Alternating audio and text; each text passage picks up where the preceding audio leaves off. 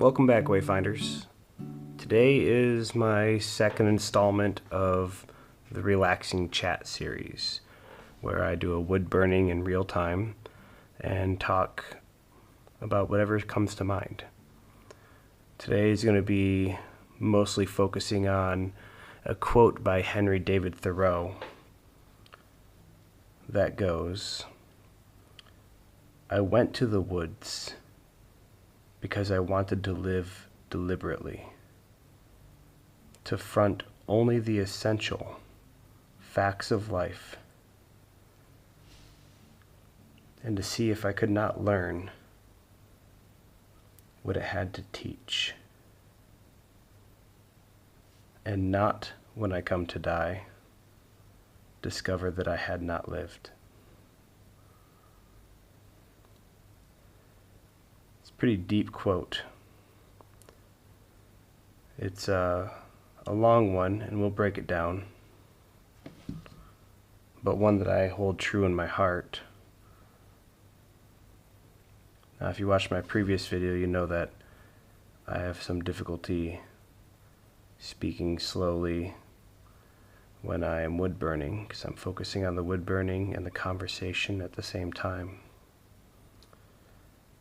And so it may come off as a little slow, a little deliberate. I assure you it is just because of my lack of ability to multitask. So Henry David Thoreau's quote, "I went to the woods because I wanted to live deliberately, to front only the essential facts of life, and to see if I could not learn what it had to teach, and not, when I come to die, discover that I had not lived." I remember reading that as a kid and it really resonating. I grew up away from the wilderness a lot of the time. We had a old cabin that I talked about in other videos that we would go up to on the weekends, and we permanently moved into when I was 10. But until I was 10, I only got to see the cabin on weekends and holidays. And I had a deep passion for the area. In fact, when my parents told me that we'll be moving there permanently, I was ecstatic. My siblings, not so much. They had to leave friends behind. It's a big changing point in their lives. I had friends, but I cared more for the wilderness at that time. Still do in a lot of ways. And they came home and gave everybody an oatmeal cream pie cookie, little Hostess or Little Debbie, or the 25-cent ones you can get at every corner store and gas station. And they gave everybody one of those oatmeal cream pies. They said, "Oh, we have something important we need to talk to everyone about." And it sounded really serious. I thought, well, did Mom's cancer come back? Is someone dead? It sounded solemn. But they told us that we're moving to the cabin permanently, and I was ecstatic. I don't even know if I don't even remember if I ate that cream pie or not. I probably did. They're delicious. I was overjoyed. I'm going to attempt to do a cedar roof on this little house. So I always had a passion for the wilderness. I always thought it was the place I belonged, the place I found peace and quiet and found solace. But this isn't going to be a monologue about my life. I'll put my experiences in there, because why else do you teach? Why else have an instructor? But let's focus on Henry David Thoreau, break it down, see what he has to say, see what we can interpret from his words. Now, he was a philosopher, a bit of an anarchist, a bit of a modern day libertarian, maybe. He said the best government is one who does not govern, but while waiting for that government, he would take a better one. So he also was not just an idealist. He understood that it would take steps to get to the point that he wanted. And I'm not a libertarian myself, but I can understand where he's coming from. He stood out against unjust governments. He fought back against slavery in his time as a poet, an artist, and a man who wrote essays, and a naturalist. A lot of his teachings went on to form modern-day environmentalism, or help form it anyways. It's a group effort, I'm sure. So he had some perspective. He knew what civilization was in his era, and he rejected it to live in the wilderness, much like John Muir, or Muir, M-U-I-R. He had a quote that goes along with this really well. It says, the clearest path, I always throw path in there because of my favorite saying, which is inveniam viam aut faciam. I will find a path or make one. We're not quite there yet. He said the clearest way into the universe is through a forest wilderness. That's John Muir, not Henry David Thoreau. But they're both getting at the same idea here. That being in the wilderness is where you can learn the most, where the most truth exists. And I'm not saying that's true for everybody. It's certainly true for me, where everything makes sense.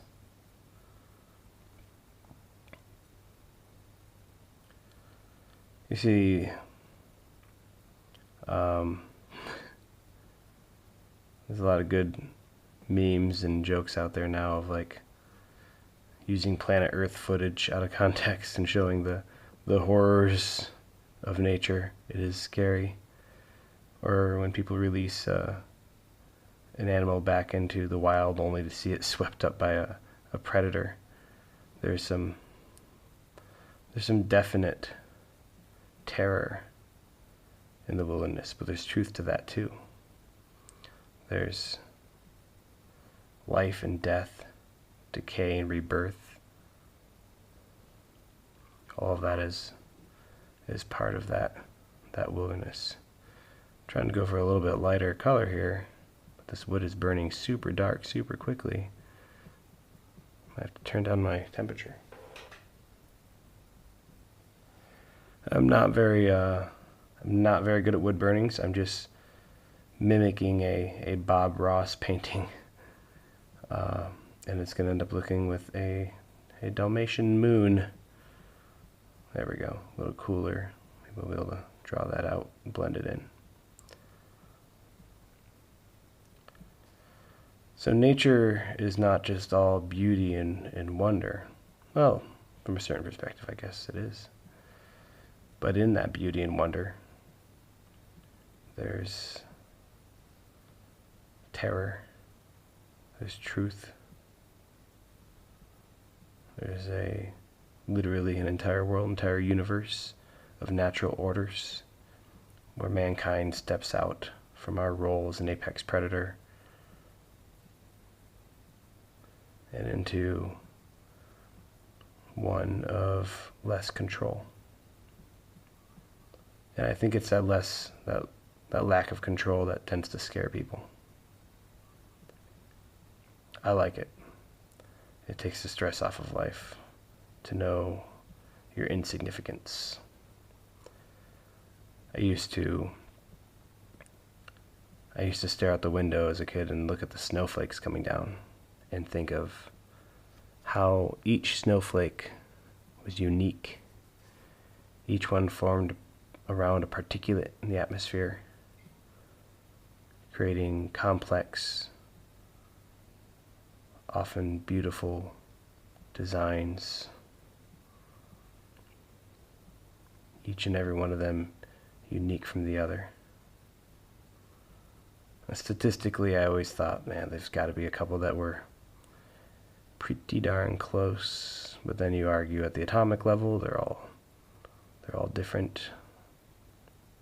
But to the naked eye, you could probably find a few that were near identical, I'm sure. I've tried. I've gone through probably a couple hundred snowflakes in my life. Nowhere near the numbers needed for such a claim, but nah. As a kid, trying to find my own unique way of standing out, as we all do. So I'd watch the snowflakes come down and think about how each one is complex and each one has had a timeline unknown to me in the atmosphere, tumbling, growing, falling, rising, falling again, building, and you end up with this completely unique storyline that falls down and adds to the billions of other unique storylines, much like when you have thousands of people in a crowd trying to understand that each person there is as unique or as complicated or has probably as many problems or as many joys as you do. It can be difficult to comprehend. So I think of these snowflakes as their own individual stories and the complexity just within my own front yard or behind a school.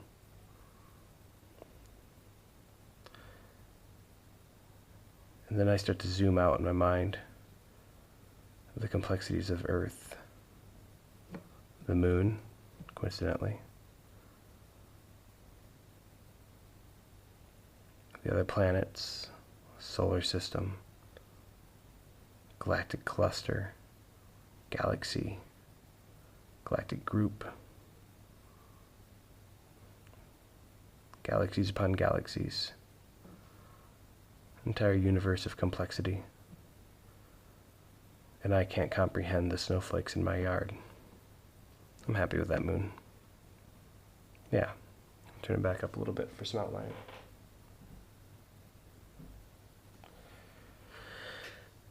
And instead of giving me this immense feeling of terror that I'm not in control of the universe or my life,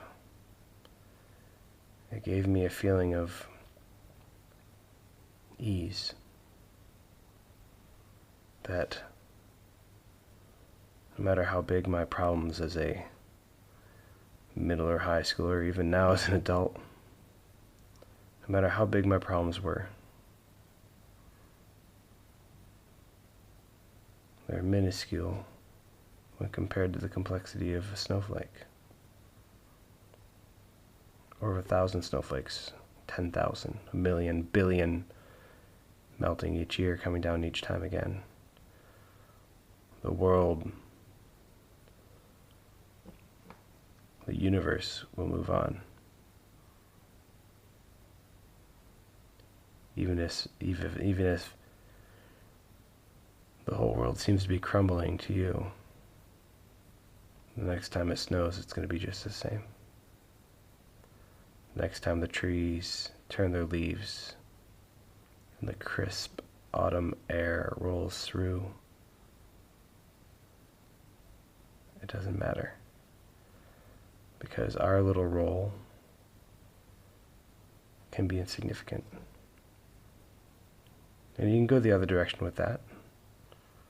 You could zoom the universe the other way and look at how large we are compared to a single atom, how many molecules of water are in our body, how complicated of a structure we are. You start zooming the other direction and seeing how vast we are. We are our own universe, nearly literally, of complexity. And suddenly you can start feeling quite important. Both these perspectives have their place, whether it's building confidence or quelling fears. And I find that it's easier to find those feelings of perspective in the wilderness and not among city buildings or concrete streets. Not to say there isn't a beauty in that. I truly appreciate a lit up city at night, viewed from high up. It's gorgeous. And a few stories there too. Skydiving over San Diego in the middle of the night, doing high altitude oxygen jumps, looking at the city lights, some of the most beautiful things I've ever seen, some of those exciting moments in my life.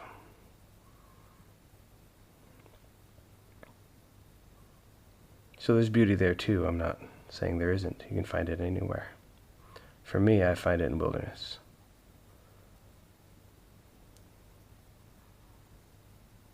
I find my perspective in wilderness.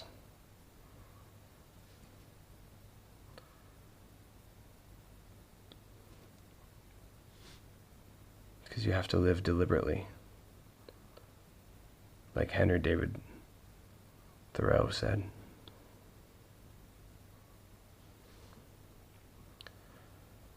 When you break it down to, in his words, the essential facts of life,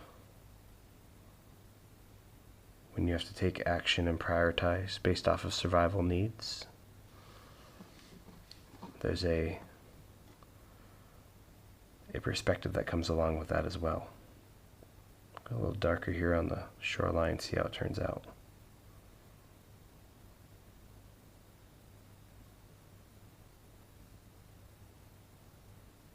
So when he says essential facts of life, living deliberately, and fronting only the essential facts of life, the beginning of his quote, I see that as prioritization of needs. Now, I'm a wilderness survival instructor. That is literally what I get paid to do. So maybe I'm skewing the quote, maybe I'm interpreting it in my own way, and that's okay. You're welcome to interpret it differently. But I find that if you're deliberately living based on the essential facts of life, you're thinking about your needs and prioritizing of those needs. He wrote in some of his essays about discovering the true needs of the human life. And when I read those essays, I thought a lot about Maslow's hierarchy of needs, the go-to college textbook lesson, Maslow's hierarchy of needs. And you start breaking those down. Now I've done videos, much more energetic and fast-paced videos, because I wasn't wood burning at the exact same time. I've done videos where I talked about Maslow's hierarchy of needs and how he's got it pretty close at the bottom. He talks about survival needs first. What are your survival needs? I'm going to add some contour here to the mountains. Hopefully it doesn't end up looking like garbage. We'll see. Like I said, I'm very new at pyrography, very new at wood burning. I enjoy it, but by no means an expert, so what we get is what we get here. Alright, so Maslow's basic survival needs is where it starts. It says food, water, shelter. He doesn't get into health. I guess health is kind of assumed in a lot of teachings, like unless you're unhealthy, you're not going to think about it, I guess. I would break it down into 3 needs, if I had to break it down, to your essential survival needs. You're going to have sustenance. whether that be food, water, air. What do you need to sustain you? And you could argue air is a given, but only in most situations.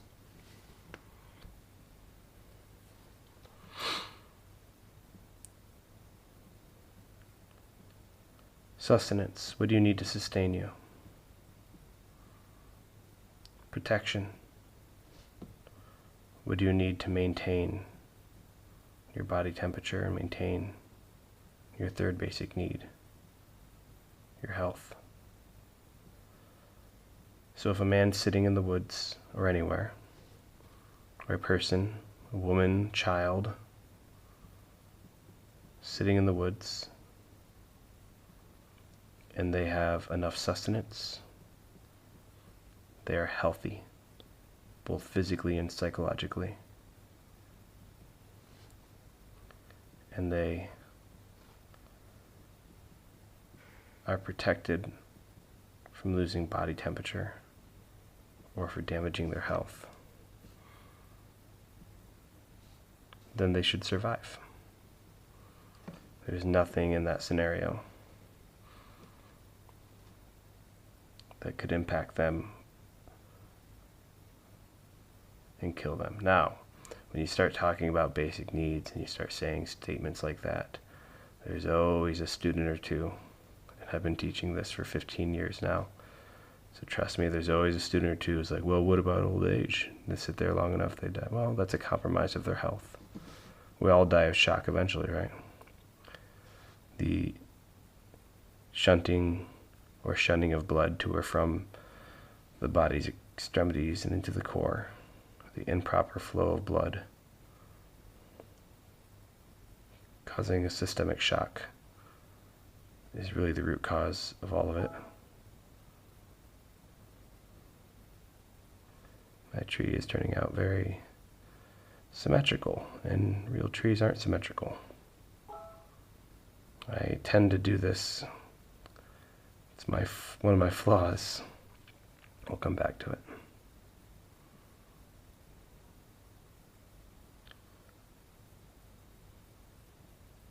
So there's always going to be a few what ifs, but you can always break it down into a health, or sustenance,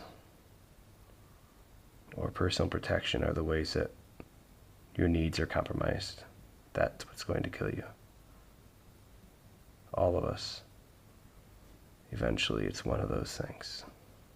Do one big branch off to the side here, see if we can get rid of my tendency to make things symmetrical.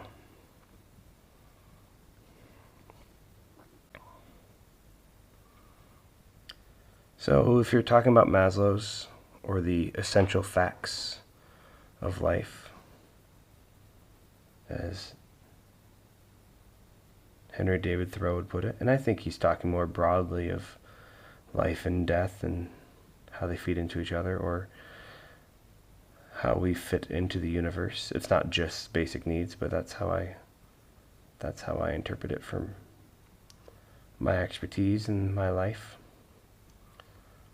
with full awareness that his thought process is far more complex there and deserves more consideration, and we will. You tie that into Maslow's survival needs, and then your social needs, and then your community needs.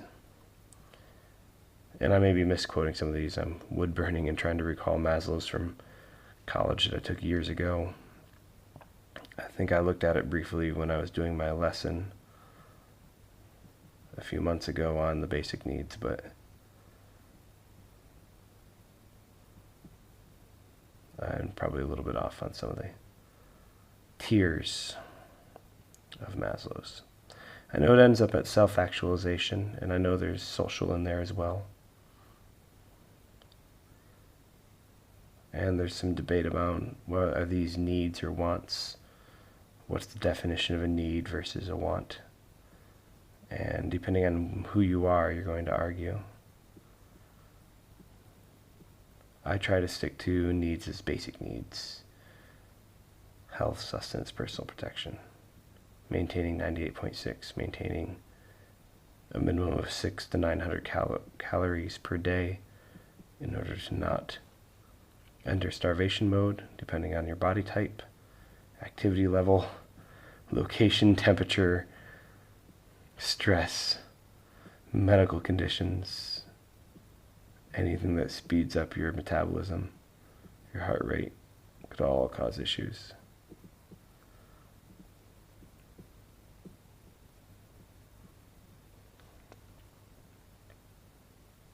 But perhaps he's talking more about what John Muir is talking about, the clearest path through the universe. To really understand your place, get that perspective. Maybe it's not basic needs at all.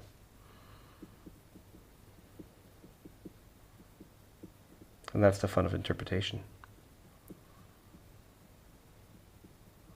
You can stand and look at art and feel something entirely different than the person next to you. You can weep where others will cry. You can cry where others will weep. It's beautiful. Not quite sure I'm going to do the shore's edge here. I wanted to add a little dock, and I don't know how that's going to end up.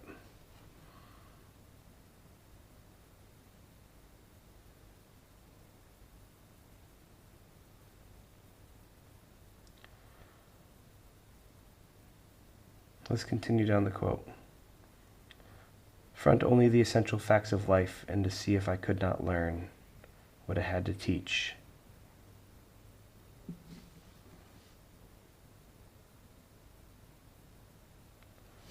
This one resonates strongly as an instructor. Teaching and learning is such a strong part of our culture, whether you know it or not. And I can prove it to you. Try to get these boards in here very, very carefully. The fact that you're understanding my language now, or any language, tells me that you've learned inherently. We're not very instinctual animals. A baby will try to nurse. Men will have the urge to fight, defend, women to protect.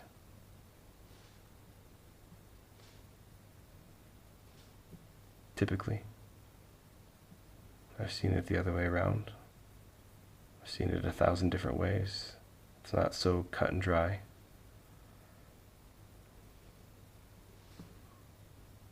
Never really is it? But there's some instinct. There's built-in survival mechanisms. If you taste something bitter in the woods, it's probably not good for you. If it tastes sour, your body's saying, hey, don't. Spit it out. You gotta listen to those things.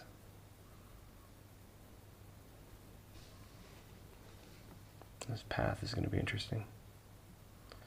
So we're not very good at instinct. We have to teach as a species. We rely on teaching. We rely on social structures. I was watching a show or listening to a podcast, I don't quite recall what it was, when they said, what was the first sign of civilization? And I think it was an archaeologist or anthropologist, probably both, said that the first sign of civilization was a healed femur. And at first I didn't understand what she was talking about. But luckily they explained it. That if you were to break a femur and not have social structures and not have help, you would die. a femur takes far too long to heal for you to manage getting your own food and your own water, your own sanitary needs. You die of infection, you die of starvation, dehydration, malnutrition, predators. But if you found an ancient bone, and they have, that show fractures in the femur, you know that that person was taken care of. And that would be a sign of modern day civilization of social structures, getting higher into Maslow's.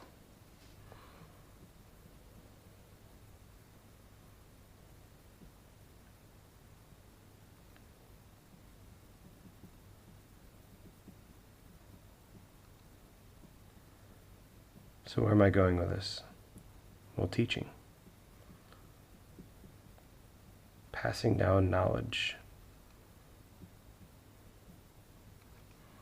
Finding a way to take what you've learned and give it to the next generation or school or person, animal. We're not the only ones that do it. There's dolphins that teach their young how to hunt and to use certain techniques. Like I was watching Planet Earth or Life or one of those. And they were surrounding the fish and bringing them into the shallows before launching them and trying to stun them with tail slaps. And the technique was very specific to a certain pod of dolphins because they taught it. And primates teach each other stuff all the time. Whether it's using a stick to gather ants or how to groom, teaching happens in wilderness. Birds, otters, dozens and dozens of examples. But we've really figured it out. We've developed complicated articulating language. And there is complicated language structures in other animals as well. I'm not saying that. But ours with tense and a commonality across multiple cultures, multiple pods, multiple heritages even. Shows our competence in communication and education. And you can think of this as schools. You can think of it as education from a public or collegiate level or community colleges or trade schools. Sure.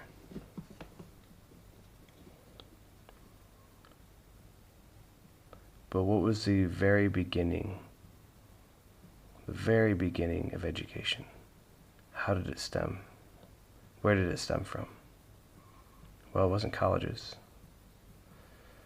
It wasn't school. It was family. It was the elder generation telling stories. It was lore and myths, legend. It was heritage.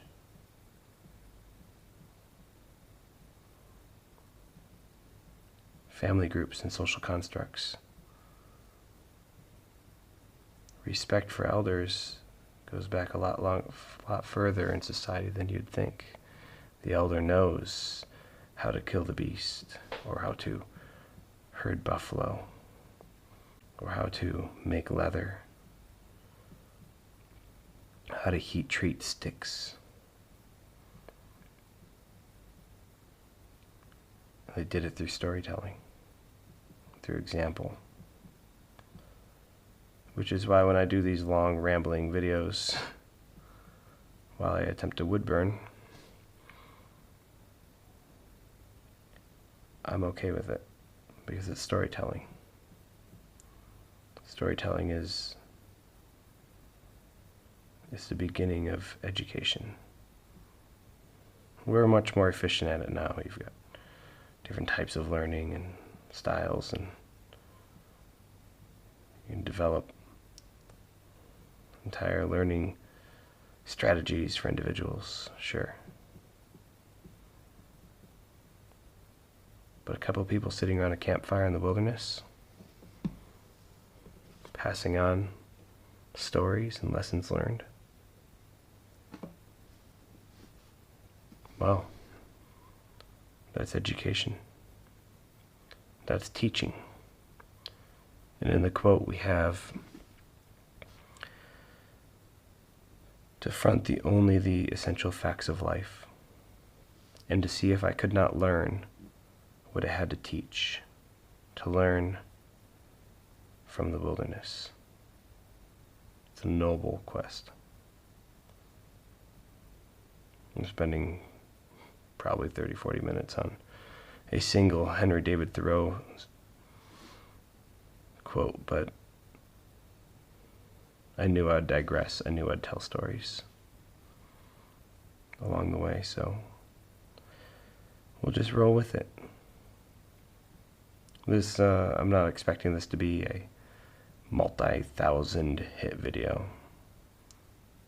My storytelling videos are for family, loved ones, children or grandchildren who someday want to hear me talk. And it's fairly therapeutic, relaxing for me, doing the wood burning anyways. I don't expect my opinions to be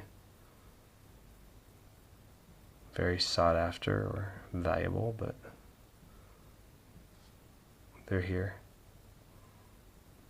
I got a few comments on my last one that said that it was relaxing and could help people sleep. To hear slow drone rambling of the history of the cabin. And my next one's going to be about the bears that came into the yard. But there's a lot of details in there that aren't mine to tell, so my dad is actually writing up everything he can remember on the bear stories, and there's a couple of good ones in there, some funny ones, some scary ones that are also funny. Might be a sad one or two as we go up. We'll find out. So my next long story telling video is going to be more bear-centric. Probably call it the Bear Essentials or some mild pun for me.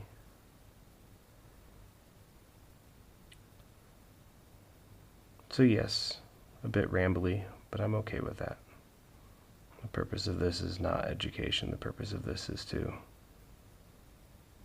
talk, to teach, to tell stories, to create lore and legend and myth, to learn and to teach in the old ways. Something I'm very passionate about as an instructor.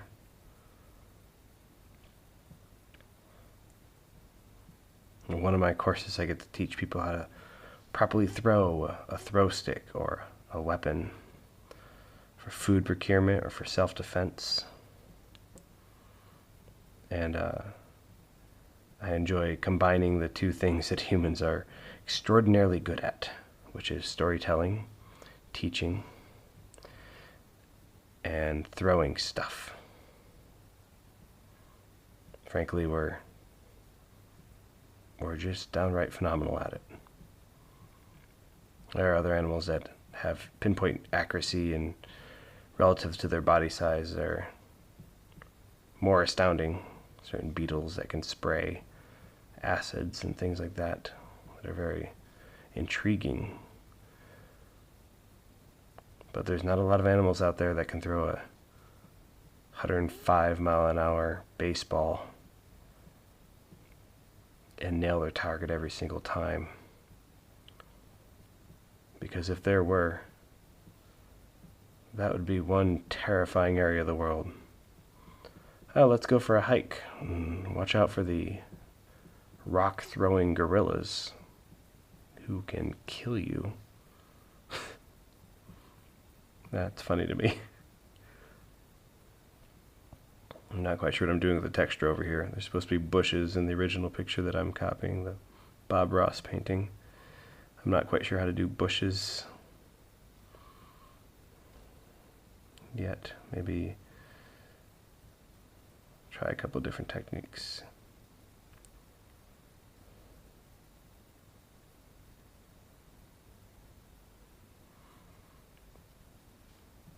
I like teaching, and it's even more fun when I'm teaching something that humans are good at. Like, hey guys, set down the cell phones for a little bit. Not you who are watching this, just keep watching. You know, that's, an exception, obviously.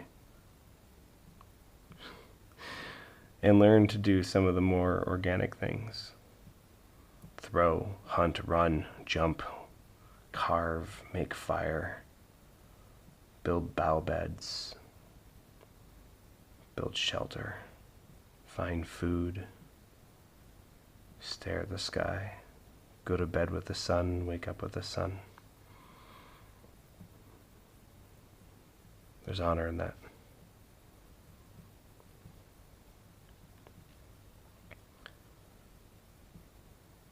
And that's what I like about teaching, especially survival.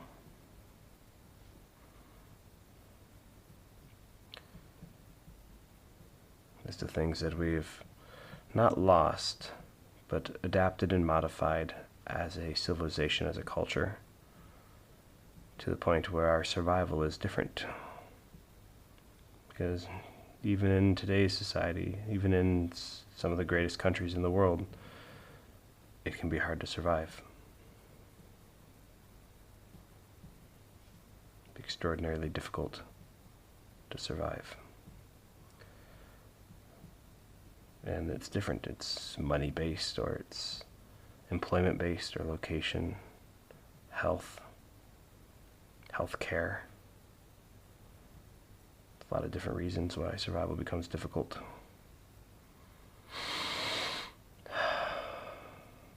And many of those stories aren't mine to tell.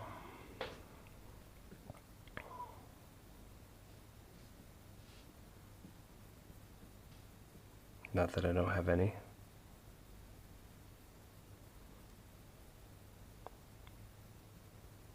But there's some that deserve a little more respect. We can do some reeds down here.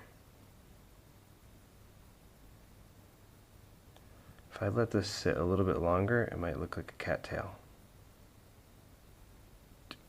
Cattail's got that little tip on the end of it. Cattail is one of the most edible plants that you can find out in the wilderness. The root, the stem, even the cattail portion itself on top. If you catch it young enough, you can boil it. If you get it too late, it'll turn into seeds and be very unpleasant to eat, but a couple of reeds down here and see.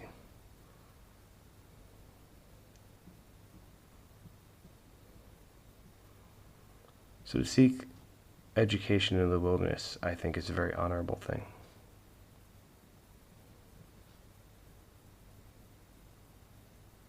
There's a lot to be learned. In stark contrast to civilization. Some lessons take years. Some take rare circumstance. So I'm an advocate of spending as much time in the wilderness as possible to learn these lessons, to gain that perspective.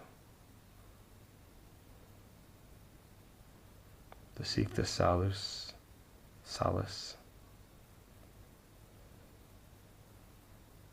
and joy of the outdoors. And occasionally the terror of the unknown, usually.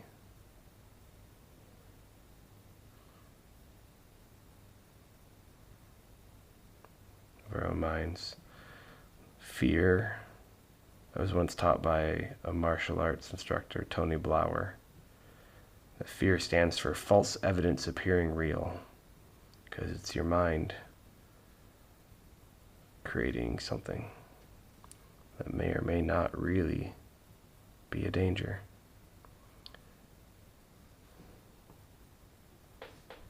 The anticipation of a threat versus the interaction with one. And the body defends itself differently in those situations. He has a very excellent course on that, called Spear. Maybe I'll talk a little bit more on another day about Tony Blauer and his Spear mentality. Some actually really educational perspectives on fight, flight, and freeze. I'm glad we're incorporating freeze into the fight-flight response. For years it was fight and flight, fight and flight, fight and flight. However, some people freeze. That is a fear response too, and we never mentioned it. But we need to understand that that could be a eventuality, a possibility. I'm not quite sure what these dots are that I'm making, grass or clumps or blueberries. I know that they should probably be bigger down here to show a perspective change or distance, but I'm not sure exactly what I'm doing.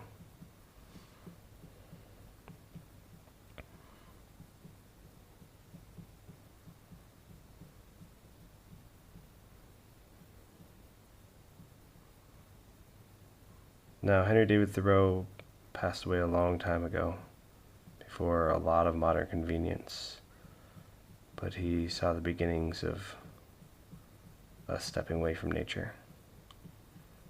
John Muir as well.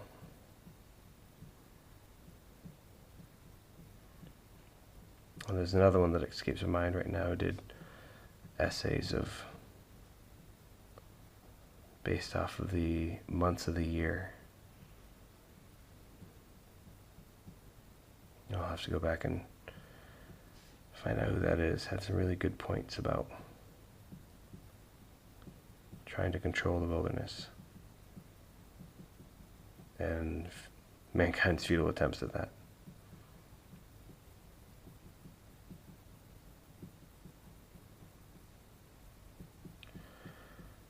So Henry David Thoreau wanted to learn what the wilderness had to teach so that he would, in his words, and not, when I come to die, discover that I had not lived. So you get caught up in the modern convenience sometimes. And I do too. I watch Netflix, I watch YouTube. With the quarantines this year and last year, a little more than normal.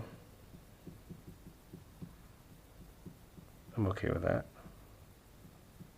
I got out into the wilderness as much as I could. My life has kind of kept me pretty contained due to the location I'm at and the job that I have. I haven't been able to get out nearly as much as I'd like. It's literally impossible. Luckily, I started this channel to help me branch out more. Almost a year ago today.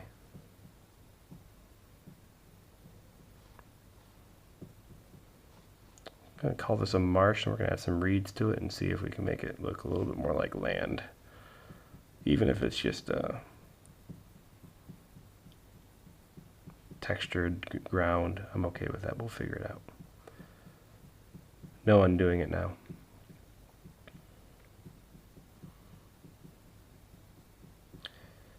Now, if you're a avid watcher of the channel, which I don't expect everyone to be, you'll know that I'm not going to be in the homestead for the next 5 years.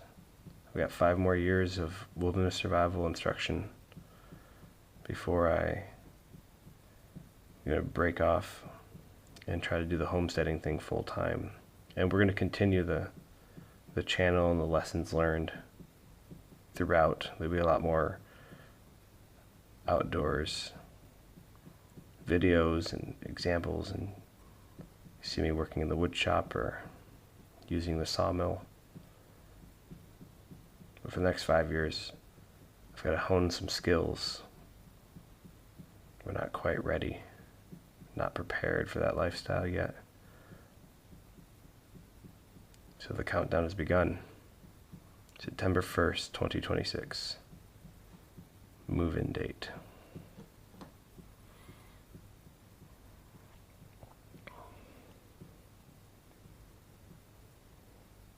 All right. So I guess I should wrap up with my personal motto. And if you visited followthecompassnorth.com or talk to me at any length whatsoever,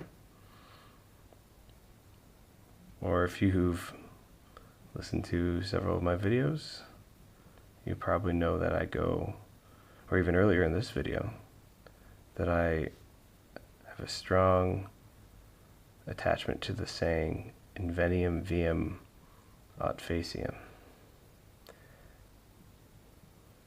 It's attributed sometimes to Hannibal crossing the Alps. Other times I've heard it translated as, I will find a path or make one, or I've heard it, find a way or make one. There's some discrepancy here and there. I'm not great at Latin, and Google has shown me both ways as well. Inveniam viam aut faciam. I will find a path, or I'll find a way, or make one.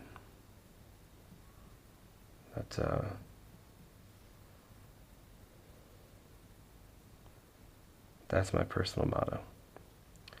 I have another one that came out in my last video that goes, I've done so much with so little for so long that now I can do anything with nothing.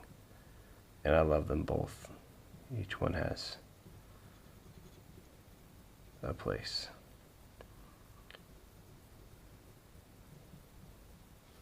Let's do some indicators if this is water. Maybe some streaks.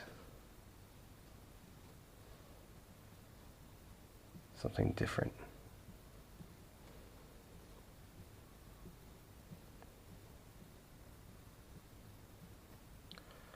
So when John Muir says, the clearest way into the universe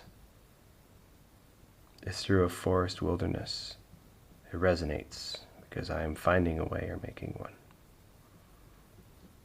When Henry David Thoreau says, in his entirety, I went to the woods because I wanted to live deliberately and front only the essential facts of life, and to see if I could not learn what I had to teach, and not, when I come to die, discover that I had not lived. And that's why I combined those quotes here today, because of how they resonate with me. Did this nice little forest, wood burning, inspired by Bob Ross, as I've said. I'm hoping that this comes off as a reflection of the moon. We'll see.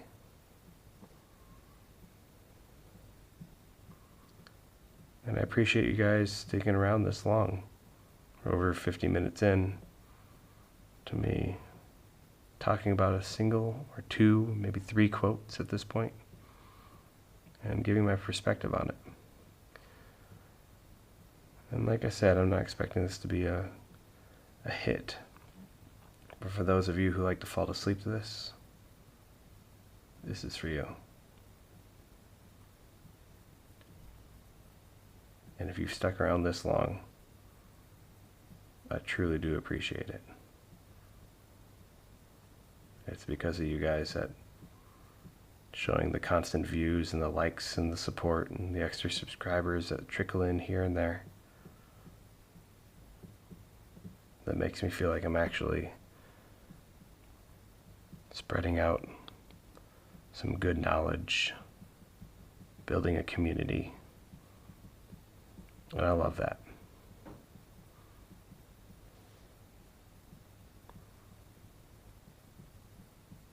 So again, thank you. I had a wonderful time today. It didn't turn out too bad. And I hope you all have a wonderful evening and a beautiful night. Good night.